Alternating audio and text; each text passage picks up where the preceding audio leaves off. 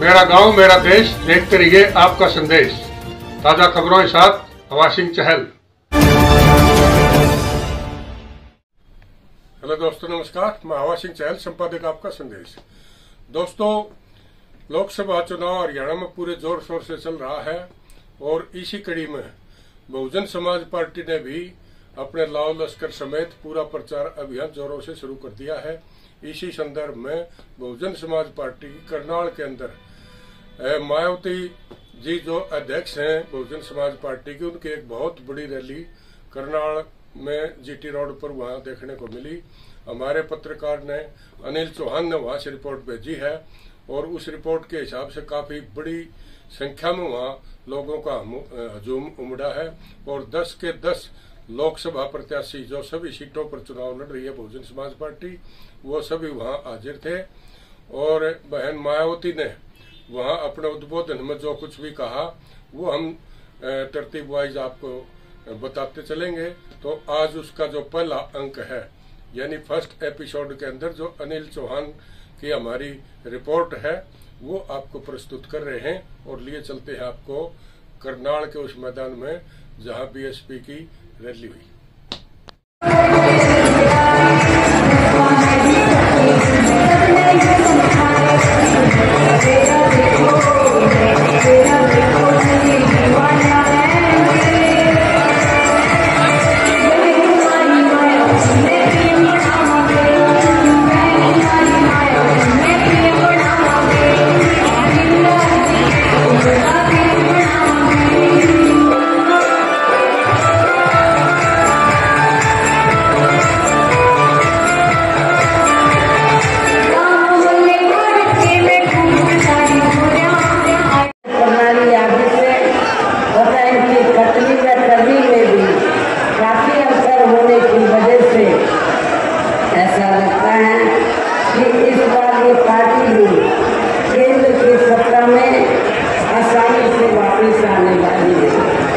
यानी कि भारतीय जनता पार्टी भी इस बार केंद्र की सत्ता में आसानी से वापस आने वाली नहीं। बशर्ते यदि ये चुनाव होता है तथा आम चर्चा के मुताबिक वोटिंग मशीनों में भी कोई गड़बड़ी आदि नहीं की जाती है। और वैसे भी इस बार चुनाव में इनकी कोई भी पुरानी व नहीं चल रही नाटकबाजी, जुमलेबाजी व गारंटी आदि काम में आने वाली नहीं, क्योंकि अब देश की जनता काफी हद तक इस बात को समझ चुकी है कि इनकी पार्टी ने अब तक देश के विशेषकर गरीबों, कमजोर तबकों, मध्यम वर्गीय एवं अन्य मेहनतकश लोगों को जो इन्हें अच्छे दिन दिखाने के असर के प्रलोभन भरे वायदे किए हैं तथा अनेकों हवाई व कागजी गारंटी भी दिए हैं, तो उनका जमीनी हकीकत में अभी तक भी इन्होंने लगभग 1/4 हिस्सा भी कार्य पूरा नहीं किया है, बल्कि इसके स्थान पर इनका ज्यादातर समय व ताकत भी जहाँ इनके अपने चहेते रहे बड़े बड़े पूंजीपतियों एवं धनना सेठों को ही ज्यादा से ज्यादा मालामाल व धनवान आदि बनाने में तथा उन्हें हर स्तर पर छूट देने व बचाने में ही लगी रही है, जिनके अधिकांश आर्थिक सहयोग से ही ये पार्टी व अन्य पार्टियां भी अपना संगठन चलाती है तथा चुनाव आदि भी लड़ाती है, जिसका काफी कुछ खुलासा बोर्ड की आई रिपोर्ट से भी हो जाता है। इस संदर्भ में या मैं ये कहना चाहूँगी, अभी कुछ दिन पहले तो माननीय सुप्रीम कोर्ट ने बोर्ड के संबंध में जो रिपोर्ट दी है और जो पेपरों में खबर छपी है, तो आप लोगों को ये मालूम है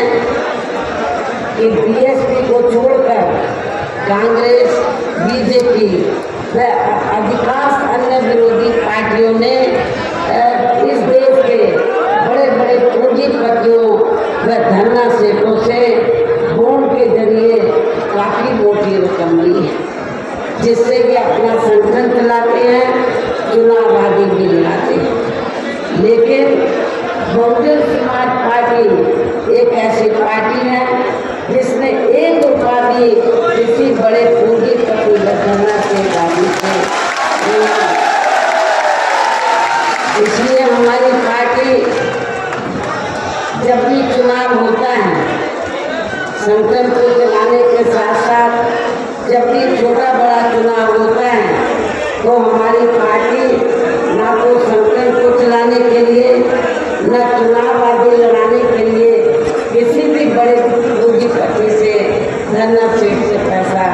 नहीं लेती, ये भी आप लोगों को मालूम है। लेकिन हमारी पार्टी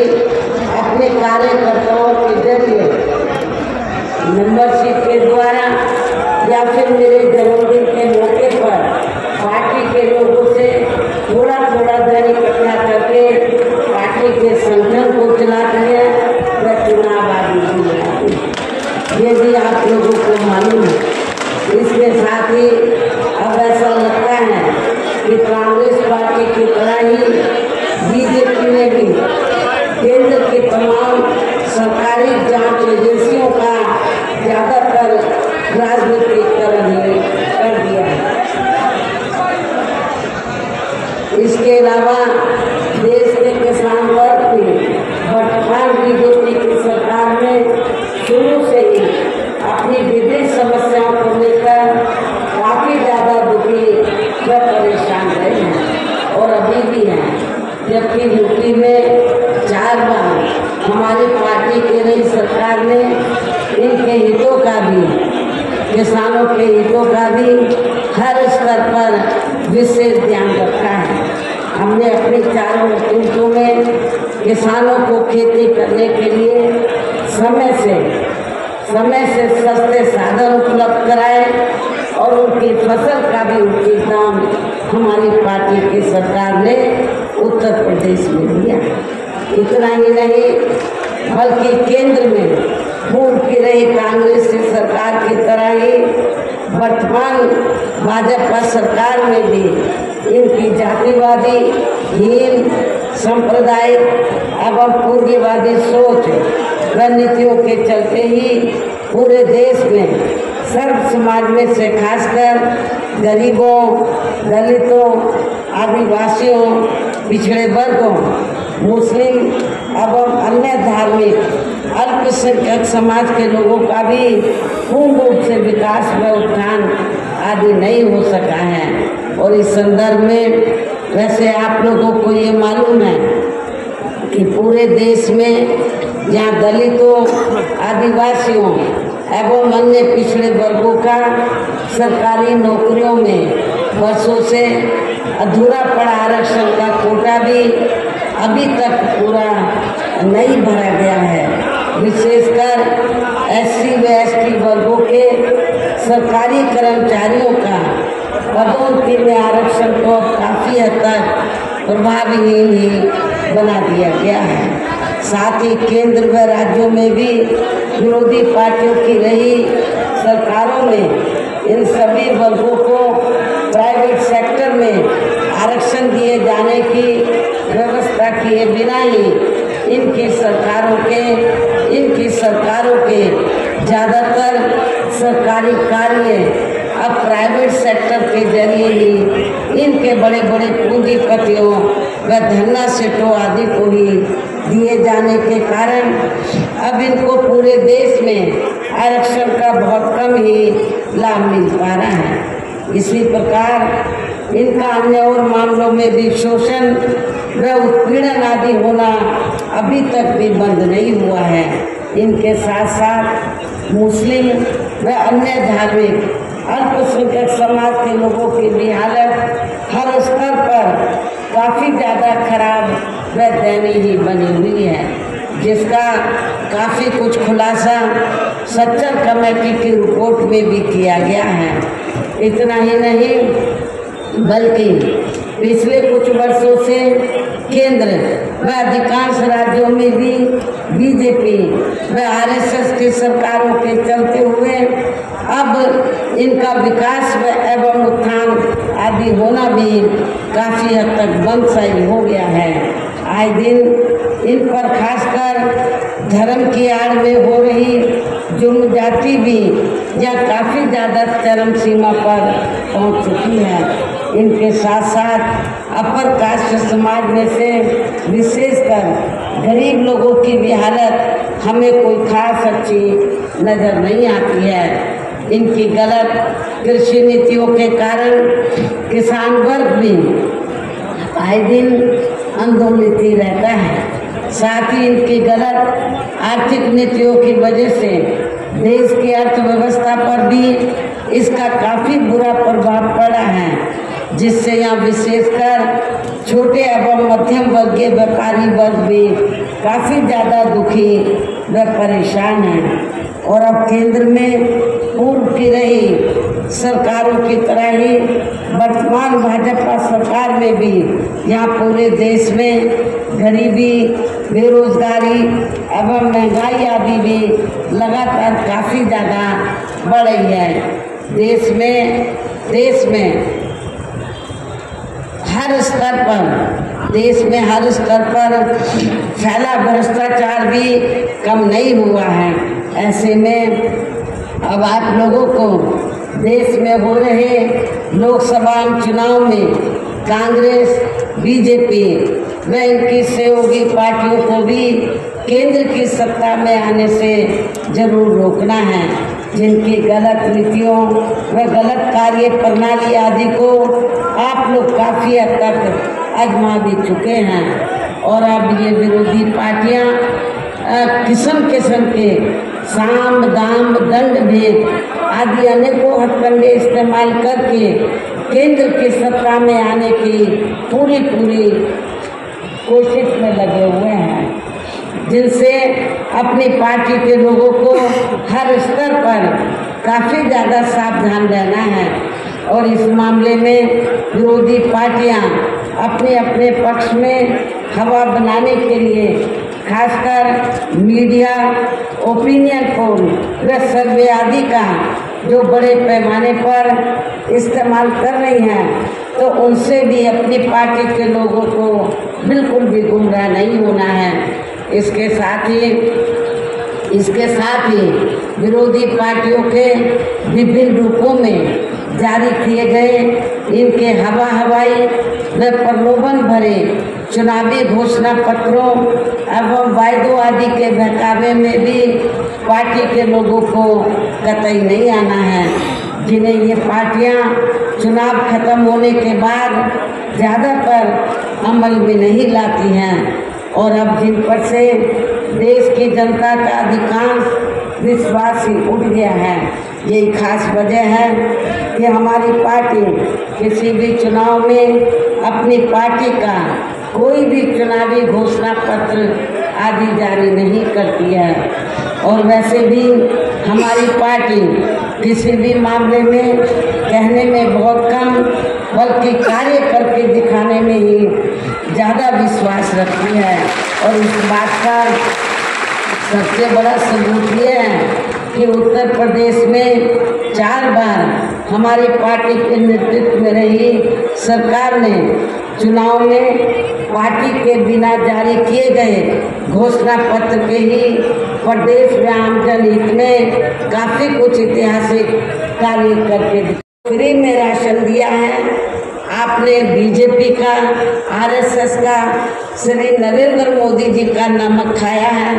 इसलिए आप लोगों को ये अदा करना है। लेकिन मैं आप लोगों को ये बताना चाहती हूँ, गरीब लोगों को ये बताना चाहती हूँ जिनको फ्री में राशन मिल रहा है, तो वो कोई बीजेपी अपनी जेब से नहीं दे रही है, आरएसएस अपनी जेब से नहीं दे रही है। और इतना ही नहीं, श्री नरेंद्र मोदी जी भी अपनी जेब से नहीं दे रहे हैं, बल्कि जनता जो टैक्स देती है उस टैक्स के पैसे से आप लोगों को फ्री में राशन दिया जा रहा है। और वैसे भी गरीब लोगों की ये जटिल समस्या देश में हर हाथ को काम देने से ही केवल दूर हो सकती है, जिसकी तरफ हमारी पार्टी की बनी सरकार विशेष ध्यान देगी। साथ ही देश में पिछले काफ़ी वर्षों से आए दिन बढ़ रही गरीबी, बेरोजगारी व महंगाई आदि से भी जनता बहुत ज़्यादा दुखी है, जिसे भी आर्थिक नीतियों में तब्दीली करके जरूर दूर किया जाएगा। धर्म की भी आड़ में पिछले कुछ वर्षों से खासकर मुस्लिम समाज के लोगों की द्वेष की भावना से जो इनका काफ़ी ज़्यादा शोषण व उत्पीड़न आदि किया जा रहा है, तो इसे भी जरूर रोका जाएगा। कहने का तात्पर्य ये है कि देश में इस समय हो रहे लोकसभा चुनाव में विरोधी पार्टियों के जारी किए गए उनके हवाई व प्रलोभन भरे चुनावी घोषणा पत्रों आदि के बहकावे में अब यहाँ खासकर देश के अति गरीबों, मजदूरों, बेरोजगारों एवं अन्य जरूरतमंद लोगों को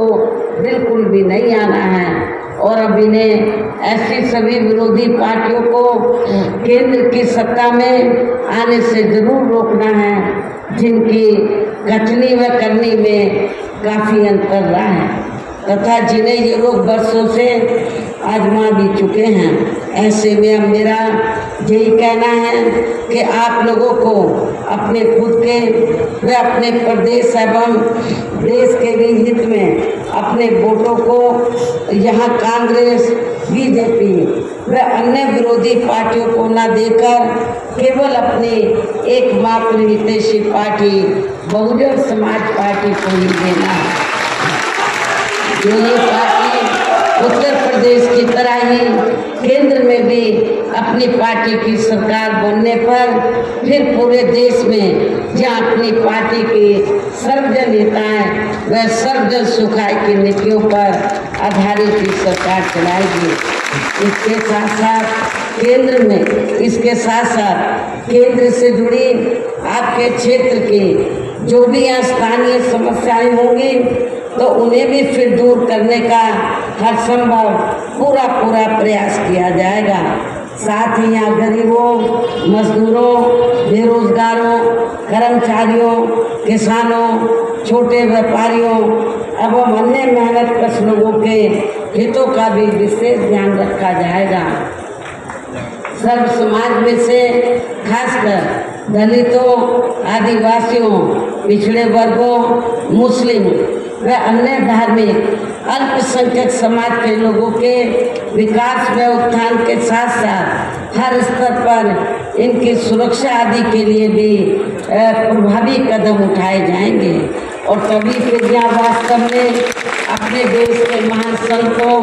गुरुओं व महापुरुषों में भी विशेषकर महात्मा ज्योतिराव फूले, श्री छत्रपति शाहू जी महाराज, श्री नारायण गुरु, बाबा साहब डॉक्टर भीमराव अम्बेडकर एवं मान्यवर श्री कांशीराम जी आदि का अधूरा रहा सपना जरूर साकार हो सकता है, जिनको यूपी में हमारी पार्टी की रही सरकार द्वारा हर स्तर पर पूरा आदर सम्मान दिया गया है। इन्हीं खास बातों के साथ ही अब मेरा पार्टी व मूवमेंट के हित में यही कहना है कि हमारी पार्टी ने आपके हरियाणा प्रदेश में जिनको भी लोकसभा के लिए चुनाव के मैदान में उतारा है, जो यहाँ आपके सामने मंच पर भी मौजूद हैं, तो उन्हें आप लोगों को जरूर कामयाब बनाना है, जिसके लिए यहाँ पार्टी के केंद्रीय और स्टेट के कोऑर्डिनेटर तथा स्टेट की पूरी कमेटी व यहाँ के अन्य सभी स्तर के छोटे बड़े पदाधिकारी एवं कार्यकर्तागण आदि पूरे जी जान से लगे हैं। और अब अंत में मेरा यही कहना है कि आप लोगों को वोट पड़ने वाले दिन यहाँ अपनी पार्टी के सभी उम्मीदवारों को पार्टी का जो चुनाव चिन्ह हाथी है, अपनी पार्टी का जो चुनाव चिन्ह हाथी है, तो हाथी चुनाव चिन्ह के सामने वाले बटन को दबाकर इनको भारी वोटों के अंतर से जरूर कामयाब बनाना है। इस खास अपील के साथ ही अब मैं अपनी बात यही समाप्त करती हूँ। जय भीम, जय भारत।